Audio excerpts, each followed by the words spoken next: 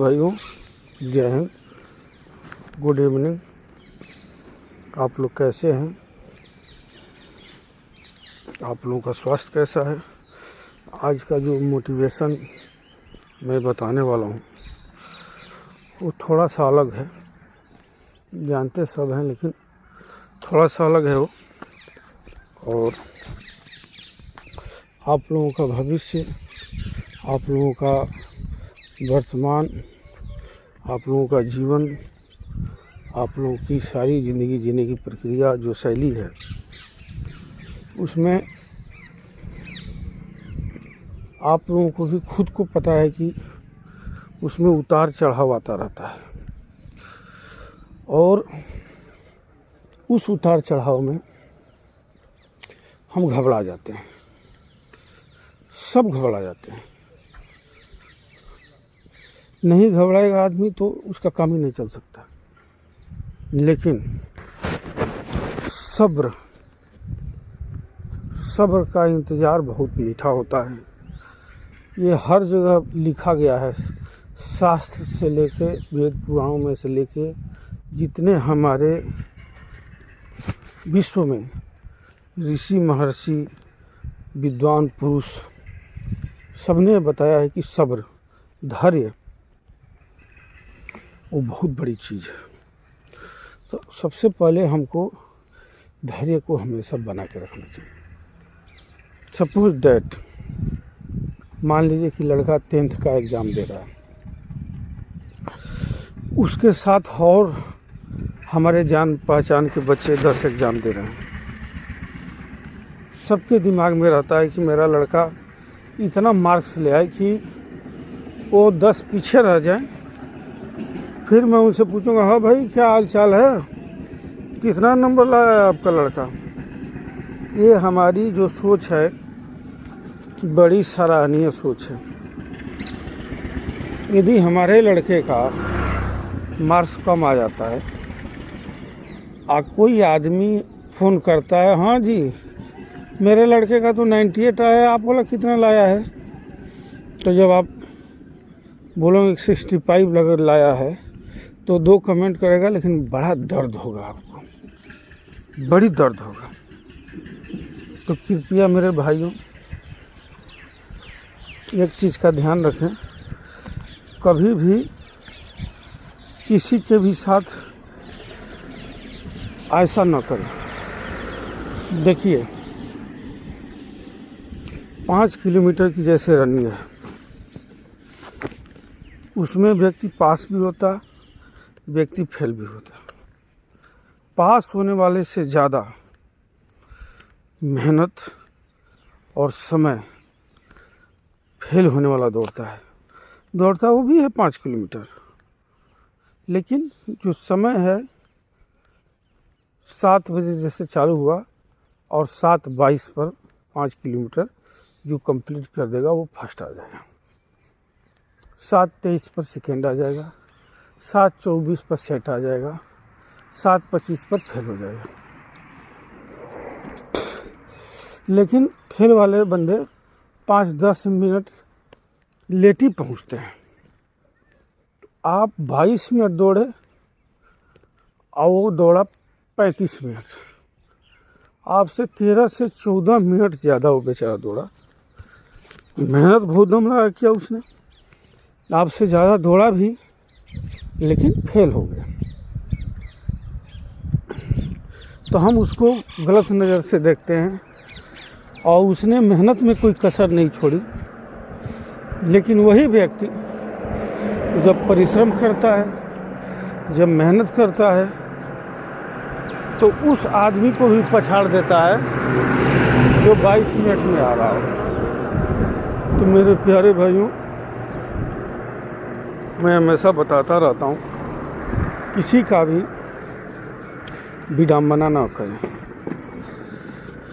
जैसे किसी का बच्चा है 10th क्लास का एग्ज़ाम दे रहा है, बहुत स्ट्रांग है पढ़ने में, खुदा न खास्ता उसका एक पेपर में तबीयत ख़राब हो गया,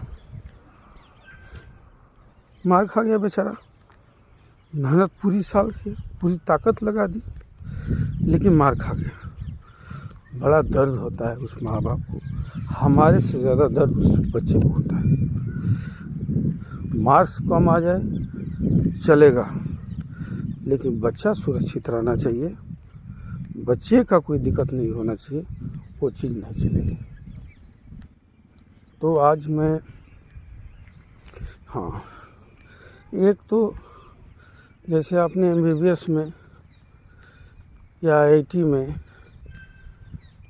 या किसी भी तरीके का यदि तैयारी करने के लिए बच्चे को आपने डाल दिया, उसकी 1 साल की फीस है 5 लाख, खाने पीने का लेके 8 लाख, पढ़ाई लिखाई इंक्लूड एनीथिंग। कोई 2 लाख में पढ़ लेता है, कोई 3 लाख, जैसा जैसा इंस्टीट्यूट है उसके अनुसार फीस डिपेंड करता है। जैसे MBBS का है तो आकाश इंस्टीट्यूट से आप करा रहे हैं, तो रह करके फीस दे करके 2.5-3 लाख रुपए में हो जाता है। बड़े बड़े ऐसे हैं व्यवस्थाएं, आप जो है साल का 5 लाख 8 लाख 10 लाख खर्च करे बच्चे के ऊपर।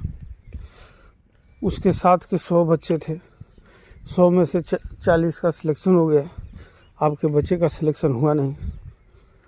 आप जो है उसको प्रेशर देते हैं, किसको? बच्चे को। सब लोग निकाल लिए, तूने हमारे को बर्बाद कर दिया, ये कर दिया, वो कर दिया। उस बच्चे का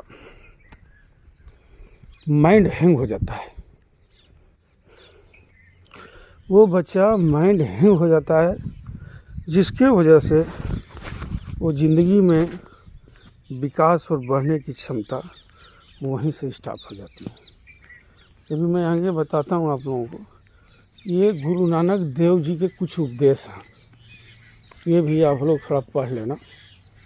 ये देखिए,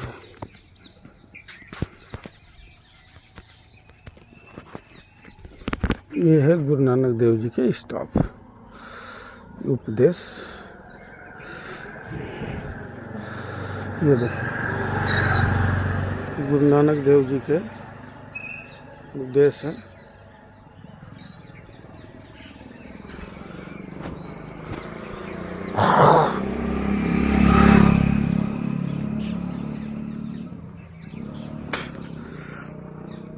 तब वो हमारा जो बच्चा है वहीं से डाउन हो जाता है। अभी सुसाइड केस सबसे ज़्यादा आ रहा है। सबसे पहले हमने बच्चे को ये समझाना है, बेटा तू पढ़ाई कर, मन लगा के पढ़ाई कर, तुम ये मत चिंता करना कि इतना पैसा लग रहा है, भाई इतना खर्चा हो रहा है, मैं फेल हो गया, कोई बात नहीं, और मेहनत करेंगे, देखेंगे। लेकिन उसके ऊपर ऐसा ना दबाव बना दें कि वो बच्चा हाथी से चला जाए। बड़ा दर्द होता है उस दिन, जिस दिन ऐसी घटनाएं होती हैं। और इस तरह की घटनाएं अगले 3-4 साल में सबसे ज़्यादा हो रही हैं। बच्चे के ऊपर माइंडली प्रेशर देना। इसीलिए पहले के लोग जो थे फुटबॉल खेलते थे, कबड्डी खेलते थे, हैं, तमाम चीज़ें गांव में खेलते थे और पढ़ाई भी करते थे, अफसर भी बनते थे, टीचर भी बनते थे, प्रोफेसर भी बनते थे। आजकल एक तो इतनी बड़ी समस्या हो गई है कि बच्चों के पास इतनी ज़्यादा कोचिंग और पढ़ाई को लेकर के समय बचता नहीं उनके पास। और जब बच्चा आपका डेली 1 घंटा फिजिकल वर्क में नहीं है तो समझ लीजिए कि वो धीरे धीरे डिप्रेशन की तरफ जाने लगेगा। उसको नहीं समय है तो समय को निकालना पड़ेगा, या तो रनिंग करके एक्सरसाइज करे या कोई गेम खेले, लेकिन 1 घंटा कुछ न कुछ उसने खेलना है। जब 1 घंटा वो कुछ न कुछ खेलेगा तब जो है उसका माइंड का विकास होगा, माइंड उसका फ्रेश होगा, उसको अच्छी नींद आएगी। अच्छा खाना खाएगा, शरीर में मजबूती रहेगी, कोई बीमारी नहीं होगा, चर्बी नहीं बढ़ेगी शरीर में और स्वास्थ्य उसका सही रहेगा, आँख की रोशनी सही रहेगी। कहीं मेहनत की भी ज़रूरत पड़ी, मेहनत करने के लिए भी तो हाथ पैर में मजबूती रहेगा। तो कृपया करके भाइयों, आपसे हाथ जोड़ करके कर भी दृढ़ निवेदन कर रहा हूँ, बच्चे को चाहे किसी की भी चीज़ की तैयारी कर रहा हो, यदि आप नहीं हैं फिर भी उसको बताना है, मेरे प्यारे दोस्त, मेरे प्यारे भाई, आपने अपना बहुमूल्य समय निकाल करके 1 घंटा का फिजिकल वर्क करना है। तो एक बार यदि शरीर की चर्बी बढ़नी चालू हुई तो फिर वो काबू नहीं आएगी। और जब आप खुद से फील करिए, आप वॉक करते हैं या जब रनिंग करके एक्सरसाइज करते हैं, शरीर से जब पसीना निकल जाता है, एकदम माइंड स्थिर एंड फ्रेश एंड फ्री हो जाता है। ऐसे लगता है कि, और ये 1, 2, 4 दिन जब आदमी कंटिन्यू करेगा ना, तो फिर वो उसके बगैर रह ही नहीं सकता, वो किसी न किसी तरीके से अपना समय निकाल लेगा। एक तो 1 घंटा उस दुनिया से वो बच्चा दूर रहेगा जिस दुनिया में वो जी रहा है, स्टूडेंट लाइफ की। वो सीधा जब रनिंग करने निकलेगा ना, 30 मिनट रनिंग के दौरान में सिर्फ उसको ग्राउंड और रोड ही दिखाई देंगे और 30 मिनट सिर्फ उसको एक्सरसाइज में ही दिखाई देगा। तो उस बच्चे को माइंड का जो स्रोत और जो माइंड का विकास है, वो जो है क्या बोलते हैं कि बहुत अच्छी माइंड फ्रेशनेस की तरफ ले जाएगी। अब हम सोचते हैं कि मेरा लड़का 12 घंटा पढ़ रहा है, उसका लड़का तो रात भर सोता ही नहीं है। गलत बात, गलत बात। सबसे पहले जो भी स्टूडेंट हैं, क्लास करने के बाद, कोचिंग करने के बाद, घर पे स्टडी करने के बाद अपना जो नींद है, मैं मानता हूँ कि प्रेशर रहता है, 8 घंटा 10 घंटा बंदा सो नहीं पाता, लेकिन कम से कम 6 घंटा उस बच्चे को सोना बहुत ज़रूरी है। यदि इतने घंटे बच्चा नहीं सोया तो आगे जाके वो डिप्रेशन में आ जाएगा। और एक बार यदि बच्चा डिप्रेशन में आ गया तो हिंदुस्तान का कोई भी डॉक्टर उसको सही नहीं कर सकता, बचा नहीं सकता। तो मेरे प्यारे भाइयों, मैं हाथ जोड़ कर आप लोगों से निवेदन कर रहा हूँ, बच्चों के ऊपर जो उनका खेलने का समय है, बचपना में पढ़ाई के साथ साथ फुल आज़ादी उनकी होनी चाहिए खेलने के लिए। बचपन से थोड़ा सा आगे बढ़ते हैं, खेलने कूदने के लिए पूर्ण आज़ादी होनी चाहिए।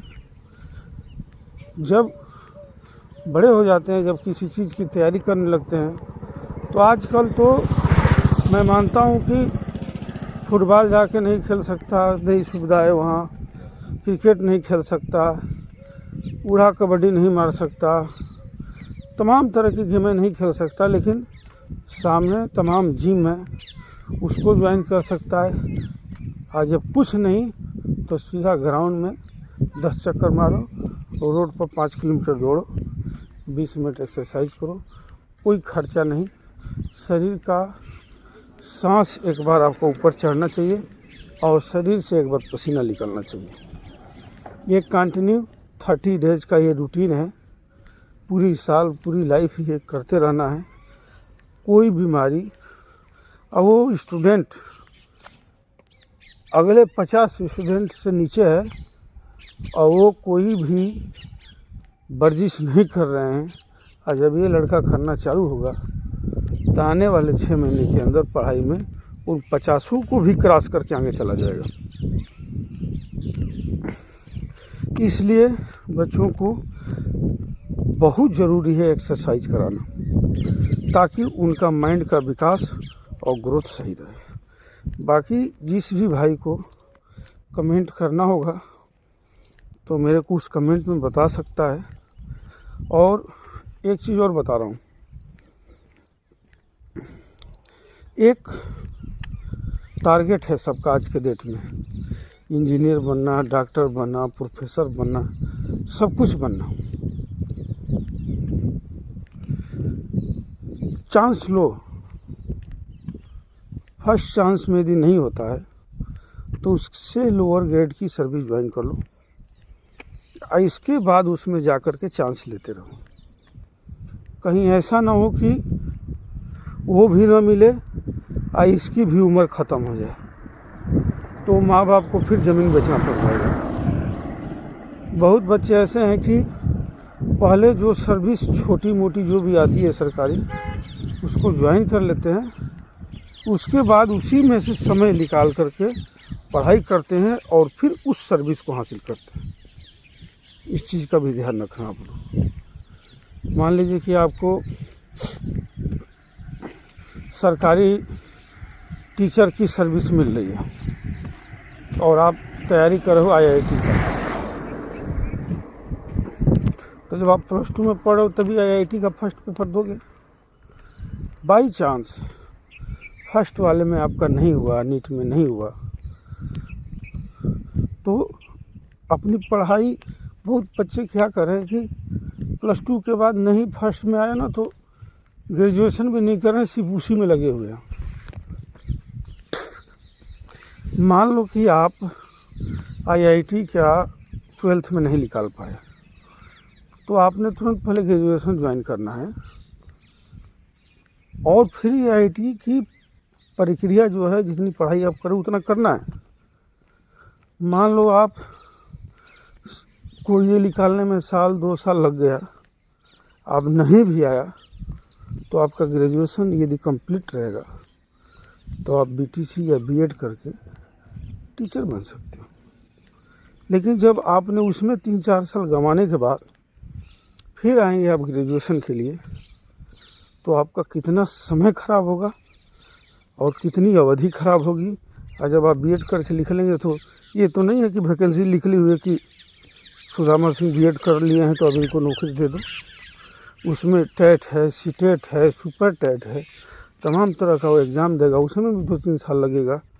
तब तक तो बेचारा शादी के योग्य हो जाएगा, कामयाब रहेगा नहीं, तो फिर उसके साथ बड़ा गलत होगा। तो इसी के साथ मैं अपनी वाणी का विराम देता हूँ। बच्चों के ऊपर प्रेशर न डालें, बच्चे को हमेशा खुश रखें, अच्छा प्रोटीन वाला भोजन खिलाएं और उनका स्वास्थ्य का, फिजिकल एक्सरसाइज का, अभी वो बच्चे हैं, उनके को उतना ज्ञान नहीं है। ये जो माँ बाप हैं, इनको बच्चों को सपोर्ट करके इनको गाइडेंस देना है उस बच्चे को आगे बढ़ने के लिए। ठीक है भाइयों, जय हिंद।